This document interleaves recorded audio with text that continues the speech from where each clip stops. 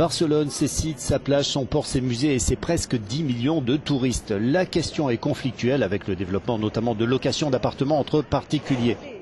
Une nette résistance s'est développée ces dernières années. La mairie se voit contrainte de mettre de l'ordre.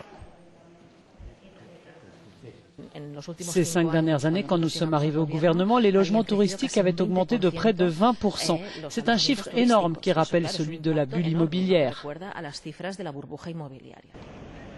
Dans l'hypercentre, on a parfois plus de chances de croiser des touristes dans sa cage d'escalier que des Barcelonais. La pression touristique a fait monter les prix tout en diminuant l'offre immobilière.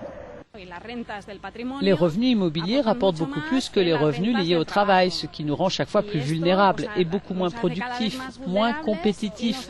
Et ça ne génère pas la création d'emplois de qualité. Évidemment, les hôtels mènent la guerre contre les appartements privés. On estime à 7000 le nombre de propositions illégales.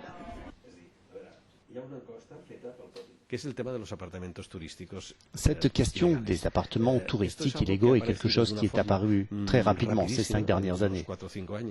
Et cela a créé auprès des habitants de Barcelone un climat de mécontentement et de frustration.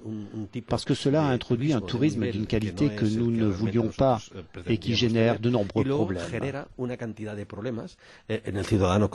Et certains de défendre un tourisme à développement durable. Cela va continuer à affecter nos vies, à moins de changer radicalement de modèle de cité et de se rapprocher d'économies socialement durables. Sinon, la ville va se transformer en un parc d'attractions gigantesque. La façon de lutter, c'est de réduire le poids du secteur touristique dans l'économie de la ville.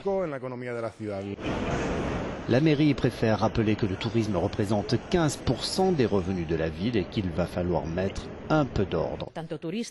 Les touristes comme les citoyens sommes convaincus du fait que le tourisme est positif pour la ville de Barcelone, mais pour que cela reste positif, il faut y mettre de l'ordre pour qu'il s'inscrive dans une économie durable. La municipalité et les associations, qu'elles soient pour ou contre le tourisme, travaillent en réseau avec d'autres villes européennes telles que Venise, Berlin ou Paris pour essayer de trouver des solutions aux défis posés par le tourisme de masse.